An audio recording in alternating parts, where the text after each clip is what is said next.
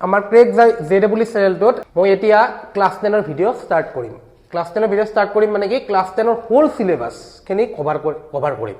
আৰু এইটো নহয় কি জেডাব্লিউৰ মেথছ তোমালোকে নাপাবা এনেকুৱা নহয়, জেডাব্লিউৰ মেথছ সেইটোতে ৰেগুলাৰলি আহিয়ে থাকিব।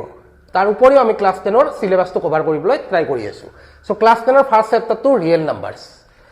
চ' ৰিয়েল নাম্বাৰ চেপ্টাৰটো মেইনলি ডিল কৰি আছে LCM, HCF আৰু ইৰেচনেল নাম্বাৰ।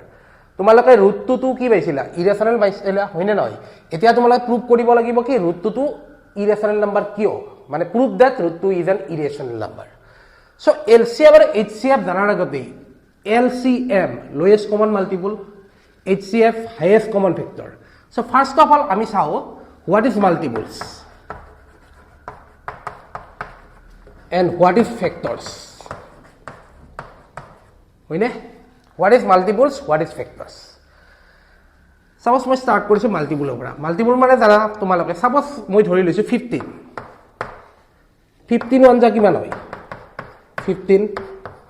15 টু যা কিমান হ'ব? 30। 15 থ্ৰী যা কিমান হ'ব? 15 থ্ৰী যা 45। 15 ফ'ৰ যা কিমান হ'ব? 60। চ' এইবিলাক হয় 15ৰ কি হয়? মাল্টিপলছ। ক্লিয়াৰ? এইবিলাক 15ৰ মাল্টিপলছ। মানে মাল্টিপলবিলাক এনেকুৱা গৈ থাকিব আৰু 15 5 যা 75 এনেকুৱা কৰি যাই থাকিব।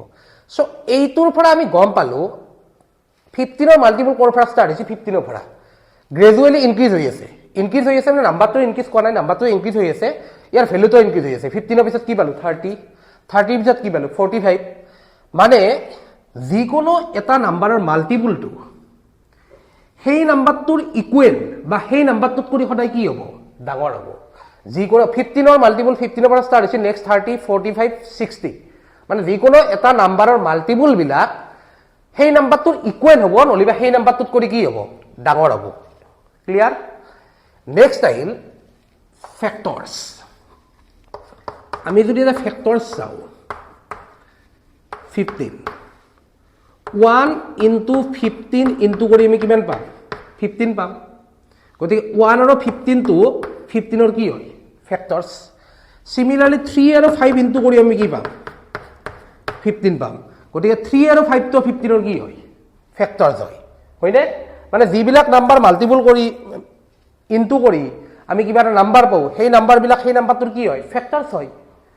গতিকে এতিয়া যদি আমি 15ৰ ফেক্টৰবিলাক চাওঁ, 15ৰ ফেক্টৰবিলাক যদি চাওঁ 1, 3, 5 আৰু কিমান হ'ব? 15। ক্লিয়াৰ? হয়নে? এতিয়া তোমালোকে এটা বস্তু চোৱা, যিকোনো এটা নাম্বাৰৰ ফেক্টৰ, যিকোনো এটা নাম্বাৰৰ ফেক্টৰ সেই নাম্বাৰটোত কৰি সৰু হ'ব, নলিবা কি হ'ব? সেই নাম্বাৰটোৰ ইকুৱেল হ'ব। বুজি পাইছা চাগে ক্লিয়াৰলি? যিকোনো নাম্বাৰ এটা ফেক্টৰ সেই নাম্বাৰটোত কৰি সৰু হ'ব, নলিবা সেই নাম্বাৰটোৰ কি হ'ব? ইকুৱেল হ'ব। মিনছ এজ এ হোল আমি যদি ক'ব যাওঁ মাল্টিপুলটো নাম্বাৰটোত কৰি ডাঙৰ হ'ব, নলিবা ইকুৱেল হ'ব, আৰু ফেক্টৰটো নাম্বাৰটোত কৰি সৰু হ'ব, নলিবা নাম্বাৰটোৰ কি হ'ব? ইকুৱেল হ'ব, হয়নে? Means if A is a number, A is a positive integer,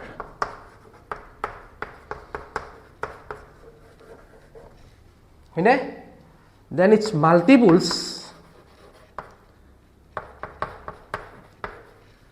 greater than equal to কি হ'ব? এ। মাল্টিপলছ বিলাক এৰ ইকুৱেল হ'ব, নহ'লে এড কৰি ডাঙৰ হ'ব। And factors less than equal to a, add কৰি সৰু হ'ব, নহ'লে কি হ'ব? এৰ ইকুৱেল হ'ব।